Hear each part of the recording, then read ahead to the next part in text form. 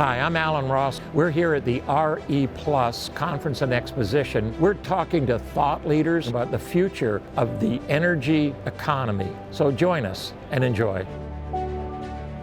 My next guest is Chinedu Igbokwe. He is with Electric Power. He is a vice president with them. Yes. We're going to talk. You were the first person that we've got that's talking behind the meter. Oh, great. Okay, so it's very interesting, but it does fit into renewables, batteries, and everything. Tell us a little bit about Electric Power, what you do.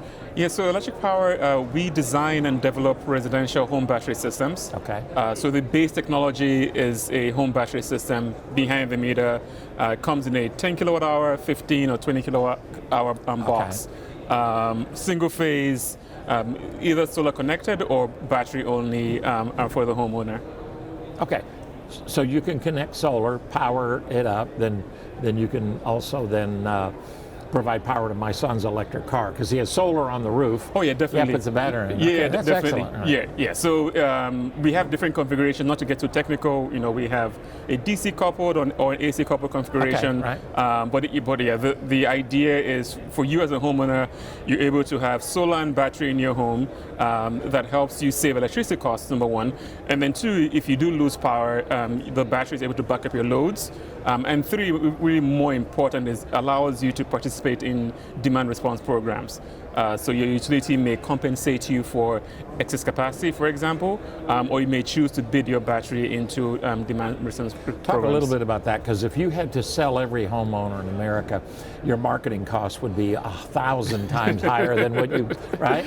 So going utility scale and then going to that marketplace, especially for demand response, talk a little bit more about some of the successes you've had with that.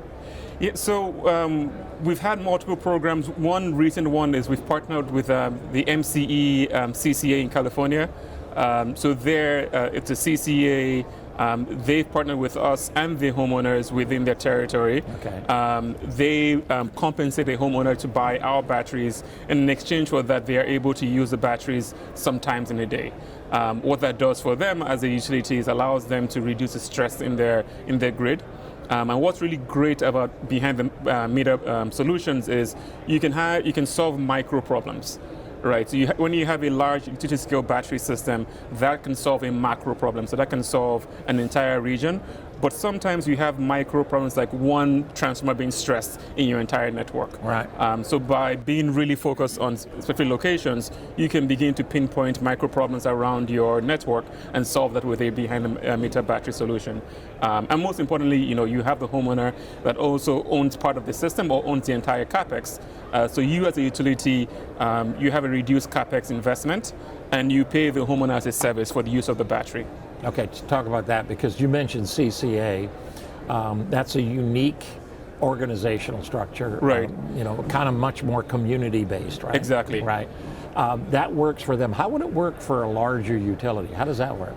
So for a larger utility, there are different models that can work out for, right?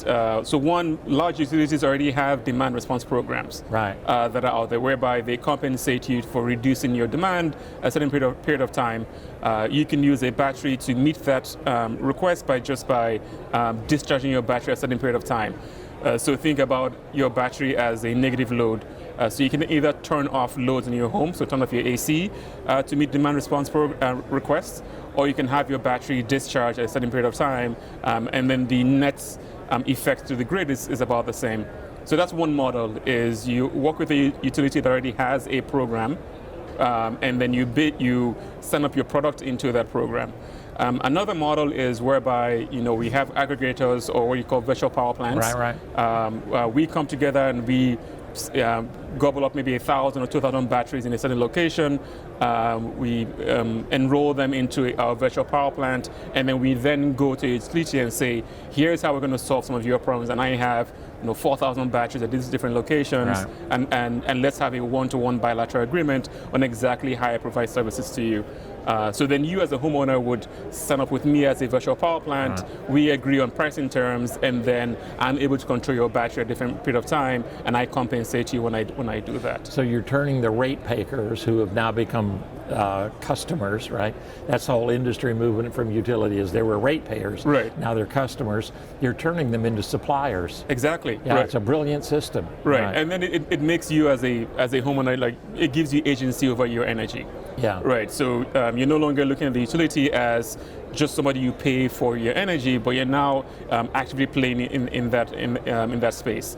So you're able to do things like, if there's a storm coming up and the utility asks you to reduce your load, you're able to actually support the utility to ensure that the entire grid doesn't go out.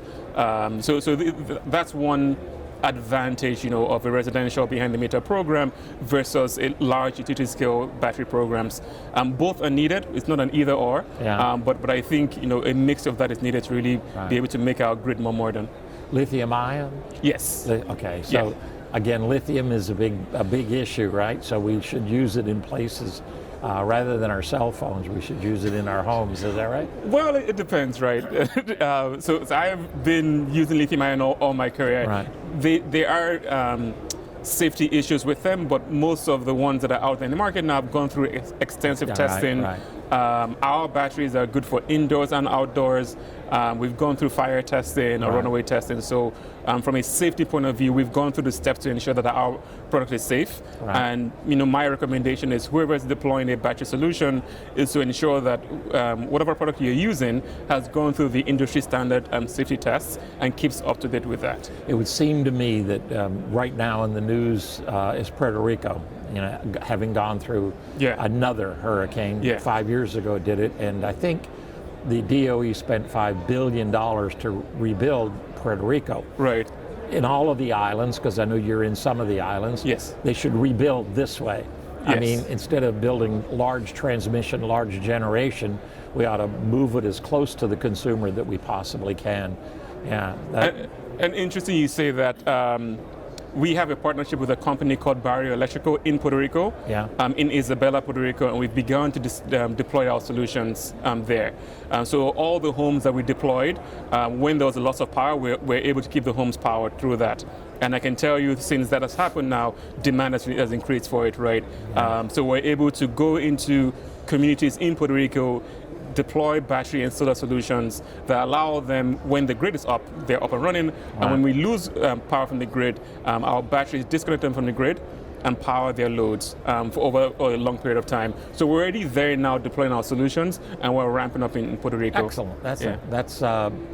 That's important in a lot of underdeveloped and developing countries, that we do it better than we've actually done it in the developed countries, because now you're having to penetrate a market, and there you can actually build a market. Exactly. And we can move faster than Prepper, right? We're in a position whereby we can go in, build a team, build many teams, and deploy our solutions in the different regions, help them meet their specific needs, to ensure that, one example I like to give, it takes us about 8 person-hours to deploy our solution.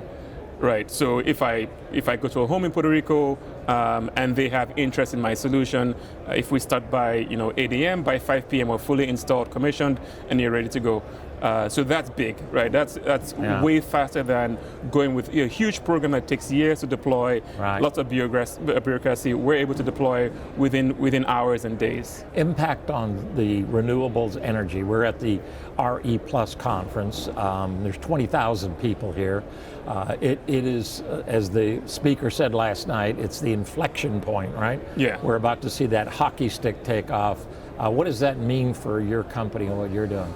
It's really exciting times. The battery industry is growing and will continue to grow. The sudden increase in ITC makes makes any battery more attractive, and the demand continues to grow over time. So the main challenge that we run into now is more of a supply chain challenge, making sure we can meet demand. But in terms of the amount of customers that are reaching out to us across the globe, and looking to use our solutions, and looking to use everybody's solutions beyond just us is massive. So it's really, really good times to be in renewables. We're very excited about that. I normally ask, what are some of the challenges, but I'm going to give you a challenge, okay? Okay. And this challenge is going to be a hard one. Lithium.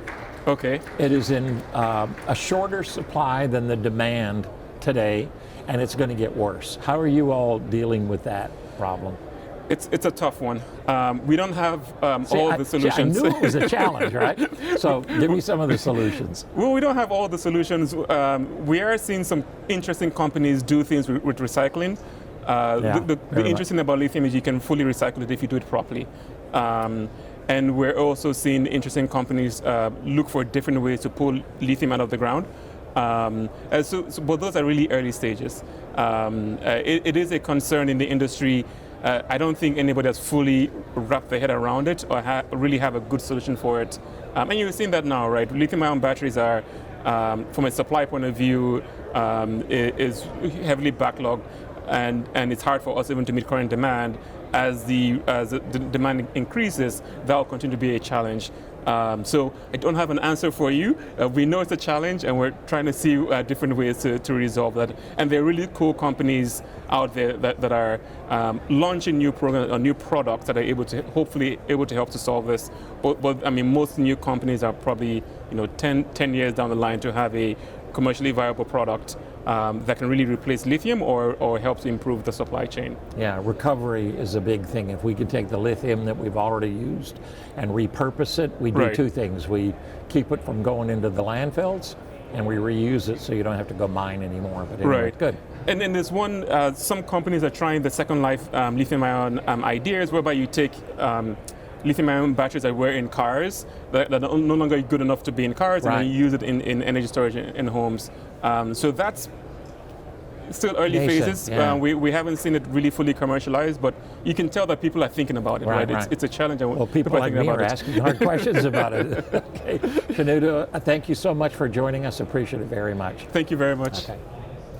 So all of these interviews that we have conducted have been sponsored by the people behind me. The first one is the Grid Edge Conference and Exposition, which takes place in April 2023 in San Diego. The IEEE PES Grid Edge Conference and Exposition has been a long time in the making. This will be our first one, and it will be a delight. I can already tell you that we've had more papers, more panelists than we could possibly hold, and the conference itself is going to be brilliant. The second organization sponsoring us is H2Scan. H2Scan is ubiquitous in the transformer industry as the best. It's kind of like Intel, it's inside. H2Scan is a hydrogen sensing technology that is patented, that has been around for the last 20 years. It really came on strong as transformer hydrogen became a problem. DGA recognized by IEEE. And I just thank the people at H2Scan. They are also in electrolyzers, fuel cells, battery storage, but hydrogen safety is incredibly important. They're in refining, in processing, so H2Scan, thank you. Lastly, RE+. We are at the Renewable Energy Plus Conference and Exposition, and as we close this one out, I want to thank them for allowing us to conduct these interviews here, for allowing us to be part of their incredible conference. It's been enormous. There have been 27,000 people that have attended this conference, and you can tell the energy, the excitement that's taking place within the renewables industry, so thank you, RE+. It's been a delight to do these interviews, and I hope you've enjoyed them.